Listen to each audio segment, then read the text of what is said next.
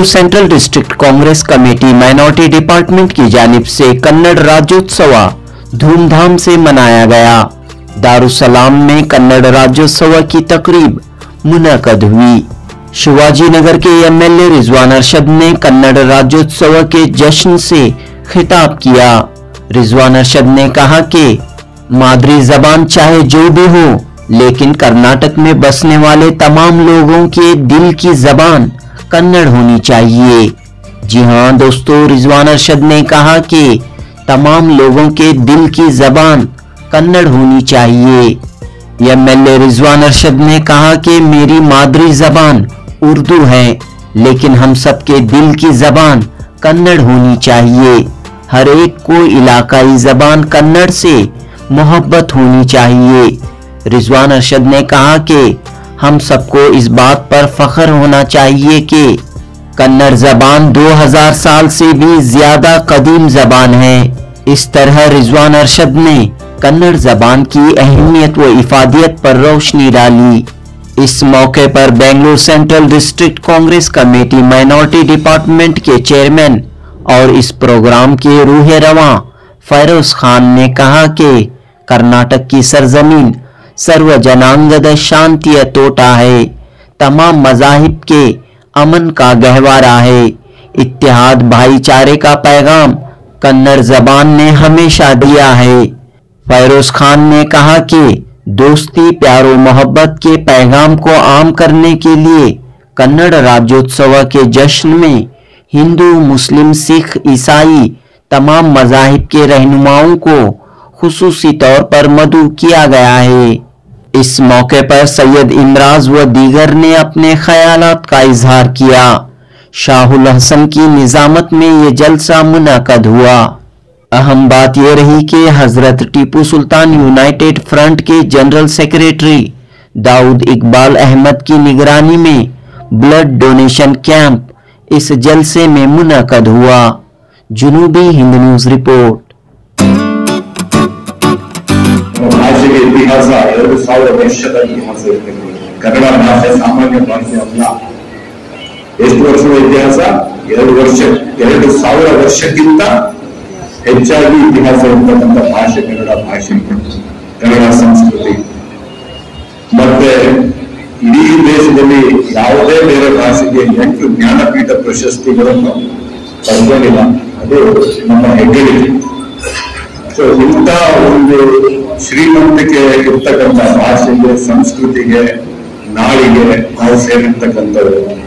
So ಒಂದು ಕಡೆ ಭಾಷೆ ಮತ್ತು ಸಂಸ್ಕೃತಿನೂ ಇಷ್ಟು ಶ್ರೀಮಂತಿಕೆ ಇಂದ ಇರ್ತಕ್ಕಂಥದ್ದು, ಇನ್ನೊಂದು ಕಡೆ ನಮ್ಮ ರಾಜ್ಯ ವೇಗವಾಗಿ ಬೆಳೀತಾ ಇರ್ತಕ್ಕಂಥದ್ದು ಕೂಡ ಹೌದು. ಅದರ ಜೊತೆಗೆ ನಾವು ನಿಮ್ಮ ಮಾತೃಭಾಷೆ ಯಾವುದೇ ಇರಬಹುದು.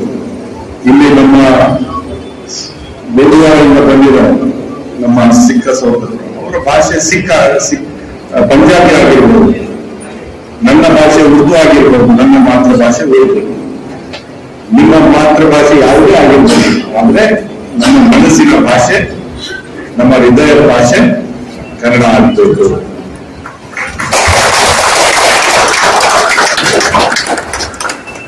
ಕನ್ನಡ ಮುಂದೆ, ಕರ್ನಾಟಕದ ಬಹುತೇಕ ಮುಂದೆ ಯಾವ ಜಾತಿ ಇಲ್ಲ, ಯಾವ ಧರ್ಮ ಇಲ್ಲ.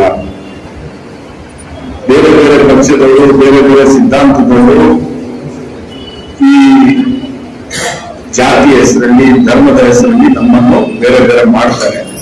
ಆದ್ರೂ ನಾವು ಕನ್ನಡದ ಬಹುತೆಯ ನೆರಳಲ್ಲಿ ನಾವೆಲ್ಲ ಒಂದಾಗಬೇಕು. ಇದೇ ಮೂಲ ಸಂದೇಶ, ಇದೇ ಮೂಲ ಸಾರು. ಇವತ್ತು ನಮ್ಮ ಕಾಂಗ್ರೆಸ್ ಪಕ್ಷದ ಅಲ್ಪಸಂಖ್ಯಾತ ಘಟಕ ಇಷ್ಟು ಒಳ್ಳೆ ಕಾರ್ಯಕ್ರಮವನ್ನು ಮಾಡಿ ಕನ್ನಡ ರಾಜ್ಯೋತ್ಸವವನ್ನು, ಕರ್ನಾಟಕ ರಾಜ್ಯೋತ್ಸವವನ್ನು ಆಚರಣೆ ಮಾಡಿದ್ದೀರಿ. ಕನ್ನಡದ ಬಗ್ಗೆ ನಿಮ್ಮ ಅಭಿಮಾನ, ಗೌರವ ಏನಿದೆ ಅದನ್ನು ಸೂಚಿಸಿದ್ದೀರಿ. ಮತ್ತೆ ಯಾವುದೇ ಸಂದರ್ಭದಲ್ಲಿ ಭಾಷೆಯ ಅಭಿಮಾನ ನಮ್ಮಲ್ಲಿರಬೇಕು, ದುರಭಿಮಾನ ಇರಬಾರದು. ಬೇರೆ ಭಾಷೆ ನಮಗಿಂತ ಕಡಿಮೆ ಅಂತ ಹೇಳಲಿಲ್ಲ, ಆದರೆ ನಮ್ಮ ಭಾಷೆ ನಮಗೆ ಅಷ್ಟೇ ಪ್ರೀತಿಯಾಗಿದೆ. ಎಲ್ಲ ಭಾಷೆಗಳನ್ನು ಗೌರವಿಸುತ್ತಾ ನಮ್ಮ ಭಾಷೆಯ ಮೂಲ ಸಾಲಿಯಲ್ಲಿದೆ. ನಮ್ಮ ಭಾಷೆ ಎಲ್ಲರೂ ಸೇರಿರ್ತಕ್ಕಂಥ ಭಾಷೆ. ಸೊ ಇವತ್ತು ಬಹಳ ಒಳ್ಳೆ ರೀತಿಯಲ್ಲಿ ಕಾರ್ಯಕ್ರಮವನ್ನು ಆಚರಣೆ ಮಾಡಿದ್ದೀವಿ. ಕಾರ್ಯಕ್ರಮವನ್ನು ಆಚರಣೆ ಮಾಡ್ತಾ ಇದ್ದೀವಿ. ನಿಮಗೆ ಶುಭ ಕೋರಲು ನಾನು ಬಂದಿದ್ದೇನೆ. ಇವತ್ತು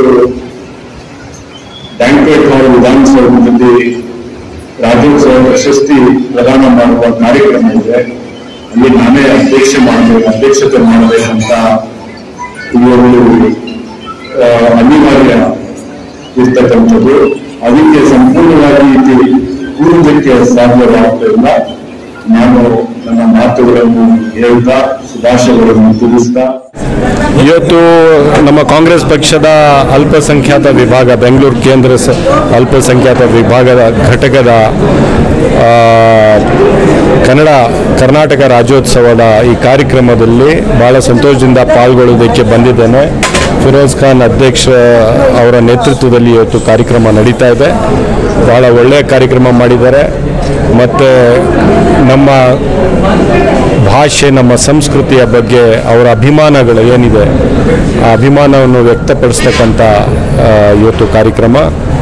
ನಮ್ಮ ಕನ್ನಡದ ಧ್ವಜದ ಕೆಳಗಡೆ ಯಾವ ಜಾತಿ ಯಾವ ಧರ್ಮ ಇಲ್ಲ. ನಾವೆಲ್ಲರೂ ಕನ್ನಡಿಗರಂದರೆ ಅದೇ ಜಾತಿ ಅದೇ ಧರ್ಮ. ಸೊ ಅಂಥ ಒಂದು ಸಂದೇಶವನ್ನು ಕೊಟ್ಟು ಇವತ್ತು ಸೇರಿರ್ತಕ್ಕಂಥ ಎಲ್ಲ ಒಳ್ಳೆಯ ಕಾರ್ಯಕ್ರಮದಲ್ಲಿ ನಾನು ಬಂದು ಭಾಗವಹಿಸಿ ಮಾತನಾಡಿ ಭಾಳ ಸಂತೋಷದಿಂದ ಹೋಗ್ತಾ ಇದ್ದೀನಿ. ಎಲ್ಲರಿಗೂ ನಮಸ್ಕಾರ. ಇವತ್ತು ಮೈನಾರಿಟಿ ಡಿಪಾರ್ಟ್ಮೆಂಟಿಂದ 69ನೇ ಕನ್ನಡ ರಾಜ್ಯೋತ್ಸವವನ್ನು ಆಚರಿಸಿದ್ದೀವಿ. ನಾವೆಲ್ಲರೂ ಸೇರಿ ಬೆಂಗಳೂರು ಸೆಂಟ್ರಲ್ ಡಿಸ್ಟಿಕ್ ಇಂದ ವತಿಯಿಂದ ಆಚರಿಸಿದ್ದೀವಿ. ನಮ್ಮ ಒಂದು ಮೆಸೇಜ್ ಏನಂದರೆ, ಹಿಂದೂ ಮುಸ್ಲಿಂ ಸಿಖ್ ಇಸಾಯಿ ನಾವೆಲ್ಲರೂ ಒಂದೇ ನಾವೆಲ್ಲರೂ ಒಂದೇ. ಹಿಂದೂ ಮುಸ್ಲಿಂ ಸಿಖ್ ಇಸಾಯಿ ನಾವೆಲ್ಲರೂ ಒಂದೇ ಜಾಗದಲ್ಲಿದ್ದು ಎಲ್ಲರೂ ಸೇರಿ ನಾವೆಲ್ಲ ಇಂಡಿಯನ್ಸು, ನಾವು ಎಲ್ಲ ಹಿಂದೂಸ್ತಾನಿ ಅಂತ ಒಂದು ಮೆಸೇಜ್ ಕೊಡೋಕ್ಕೋಸ್ಕರ ನಾವು ಮಾಡಿದ್ದೀವಿ. ಇವತ್ತು ಜಾತಿ ರಾಜಕೀಯ, ಧರ್ಮದ ರಾಜಕೀಯ ಹಾಗೂ ದೇಶದ ರಾಜಕೀಯ ನಡೀತಾ ಇದೆ. ಈ ಸಂದರ್ಭದಲ್ಲಿ ಏನು ಹೇಳಲಿಕ್ಕೆ ಬಯಸ್ತೇವೆ? ನೋಡಿ, ಅದು ಪಾಲಿಟಿಕ್ಸ್ ಅಂದರೆ ನಡೀತಾ ಇರ್ತದೆ. ರಾಜಕೀಯಲ್ಲಿ ಹಿಂದೂ ಮುಸ್ಲಿಂ ಸಿಖ್ ಇಸಾಯಿನ ತಗೊಂಬಂದು ಅಲ್ಲಿ ಜಗಳ ಮಾಡಿಸೋದು ಬಿಟ್ಟು ಎಲ್ಲರೂ ನೋಡಿ ಒಂದು ದಿವಸ ದೇವರಿಗೆ ಮುಖ ತೋರಿಸ್ಬೇಕು. ಅವ್ರಿಗೆ ಒಂದು ಮುಖ ತೋರಿಸೋ ಥರ ನಾವು ಇಲ್ಲಿ ಕೆಲಸ ಮಾಡಬೇಕು. ನಾವೆಲ್ಲ ಹುಟ್ಟಿ ಬೆಳೆದಿದ್ದೀವಿ. ಫಸ್ಟು ನಾವು ಮನುಷ್ಯರಾಗಿ ಬಾಳಬೇಕು. ಹಿಂದೂ ಮುಸ್ಲಿಂ ಸಿಖ್ ಇಸಾಯಿ ಅವ್ರವ್ರ ಧರ್ಮ ಅವ್ರವ್ರಿಗೆ ಇರೋದು, ಅದೆಲ್ಲ ಸಹಜ. ಅವ್ರವ್ರ ಧರ್ಮವನ್ನು ಅವ್ರವ್ರು ಪಾಲನೆ ಮಾಡಲಿ.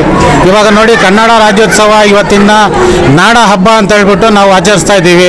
ಈ ನಾಡ ಹಬ್ಬ ಆಚರಿಸೋಕ್ಕೆ ನಮ್ಮ ಖುಷಿ ಆಗ್ತಾ ಇದೆ. ಏನು ನಾವು ರಂಜಾನ್ ಹಬ್ಬ ಮಾಡ್ತೀವಿ, ಬಕ್ರೀದ್ ಹಬ್ಬ ಮಾಡ್ತೀವಿ, ಮೊಹರಂ ಮಾಡ್ತೀವಿ. ಅದೇ ಥರ ಇವತ್ತೊಂದು ಕನ್ನಡ ರಾಜ್ಯೋತ್ಸವವನ್ನು ನಾವು ಆಚರಣೆ ಮಾಡಿದ್ದೀವಿ. ಹಬ್ಬದ ರೀತಿಯಲ್ಲಿ ತಾವು ಆಚರಿಸ್ತಾ ಇದ್ದೀವಿ. ನಾಡ ಹಬ್ಬದ ರೀತಿಯಲ್ಲಿ ಆಚರಿಸಿದ್ದೀವಿ. ಇದೇ ಥರ ಮುಂಬರುವ ದಿನಗಳಲ್ಲಿ ಆದಷ್ಟು ನಮ್ಮ ಜನಗಳನ್ನು ಸೇರಿಸಿ, ಎಲ್ಲ ಕಮಿಟಿ ಗುರುಗಳನ್ನು ಸೇರಿಸಿ ನಾವು ಆದಷ್ಟು ಇನ್ನೂ ಅದ್ದೂರಿಯವಾಗಿ ನಾವು ಆಚರಿಸ್ತೀವಿ ಅಂತ ಹೇಳೋಕೆ ಬಯಸ್ತೀನಿ. ಇಂಟರ್ನ್ಯಾಷನಲ್ ಕ್ಯಾಂಪ್ ಮಾಡ್ತಾ ಇದ್ದೀರಾ. ಮುಂಬರುವ ದಿನಗಳಲ್ಲಿ ನೀವು ಯಾವ ಥರ ಜನರಿಗೆ ಒಂದು ಮೆಸೇಜ್ ಕೊಡೋಕೆ ಇಷ್ಟಪಡ್ತೀರಾ? ನೋಡಿ, ಇವಾಗ ಬ್ಲಡ್ ಡೊನೇಷನ್ ಸಣ್ಣದಾಗಿ ಹಾಕಿದ್ದೀವಿ. ನೆಕ್ಸ್ಟು ನಮ್ಮ ಏರಿಯಾ MLA ಆದಂಥ ಶ್ರೀ ರಿಜ್ವಾನ್ ಅರ್ಜದ್ ಸಾಹೇಬ್ರ ಹತ್ರ ಹೇಳಿ ನಾವು ಮುಂಬರುವ ದಿನಗಳಲ್ಲಿ ಹೆಲ್ತ್ ಕ್ಯಾಂಪ್ ಹಾಕೋಕ್ಕೂ ಟ್ರೈ ಮಾಡ್ತಾ ಇದ್ದೀವಿ. ಐ ಕ್ಯಾಂಪ್ ಹಾಕ್ತೀವಿ. ಯಾವ್ಯಾವ ಥರ ಜನಗಳಿಗೆ, ಬಡವರಿಗೆ ಏನು ಸೇವೆ ಮಾಡಬೇಕು, ಈ ಸೇವೆಯನ್ನು ಮಾಡೋಕ್ಕೆ ಹಗಲು ರಾತ್ರಿ 24 ಅವರ್ಸು ನಮ್ಗೆ ಯಾವ ಥರ BZ ಜಮೀರ್ ಅಹಮದ್ ಖಾನ್ ಅವರು ಕೆಲಸ ಮಾಡ್ತಾ ಇದ್ದಾರೆ. ಎಲ್ಲ ಸ್ಟೇಟ್ ಸುತ್ತಿ ನೋಡಿ, ಇವಾಗ ಬೈ ಎಲೆಕ್ಷನ್ ಇರಲಿ, ಬಡವ್ರ ಕೆಲಸ ಇರಲಿ, ಪಾರ್ಟಿಗೋಸ್ಕರ ಏನೇ ಒಂದು ಇದಿರಲಿ 24 ಅವರ್ಸ್ ಅವ್ರು ತಯಾರು ಯಾವ ಥರ ಇರ್ತಾರೆ. ಅದೇ ಥರ ಅವರು ನಮ್ಮ ಗುರುಗಳು ಥರ, ಅವ್ರ ರಾಜಕೀಯ ಗುರುಗಳು ಹೌದು, ನಮಗೆ ಅಣ್ಣ ಥರ ಹೌದು. ಅದೇ ಥರ ಅವ್ರು ಏನು ಕೆಲಸ ಮಾಡ್ತಾ ಇದ್ದಾರೆ ಅದರಲ್ಲಿ ಒಂದು 0.5% ಆದರೂ ನಾವು ಮಾಡೋಕ್ಕೆ ಟ್ರೈ ಮಾಡ್ತಾ ಇದ್ದೀವಿ ಸರ್. ಇತ್ತೀಚಿನ ದಿನಗಳಲ್ಲಿ ಯುವಕರಿಗೆ ಉದ್ಯೋಗದಿಂದ ನಿರುದ್ಯೋಗರಿಗೆ ಆಗ್ತಾ ಇದ್ದಾರೆ. ಇದ್ರ ಬಗ್ಗೆ ನೀವು ಯಾವ ಥರ ಸ್ಟೆಪ್ ತಗೋಬೇಕು? ನೋಡಿ, ಉದ್ಯೋಗ ಅಂತ ಹೇಳ್ಬಿಟ್ಟು ಮಾನ್ಯ ಮೋದಿಜಿಯವರು ಏನು ಹೇಳಿದ್ರು, ಎಲ್ಲರಿಗೂ ಯಾರ್ಯಾರಿಗೆ ಯುವಕರಿಗೆ ಉದ್ಯೋಗ ಕೊಡ್ತೀನಿ, ಕೆಲಸ ಕೊಡ್ತೀನಿ ಅಂತ ಹೇಳ್ಬಿಟ್ಟು ಏನು ಮಾಡಿಲ್ಲ, ಏನು ಕೊಟ್ಟಿಲ್ಲ. ಇವಾಗ ನಮ್ಮ ಸರ್ಕಾರ ಇದೆ, ಗೌರ್ಮೆಂಟ್ ನಮ್ಮದಿದೆ. ಕರ್ನಾಟಕ ಸರ್ಕಾರ ಮಾನ್ಯ ಸಿದ್ದರಾಮಯ್ಯ ಜಿ ಅವ್ರಿಗೆ, DK ಶಿವಕುಮಾರ್ ಜಿ ಅವ್ರಿಗೆ ಮತ್ತು ಎಲ್ಲರಿಗೂ ಗೌರ್ಮೆಂಟಿಂದ ಒಂದು ವಿನಂತಿ ಮಾಡ್ತೀನಿ. ಯಾವ ಕಾರಣಕ್ಕೆ BJPಯಿಂದ ಮೋದಿಜಿ ಅವರು ಏನು ಕೆಲಸ ಮಾಡಿಲ್ಲ.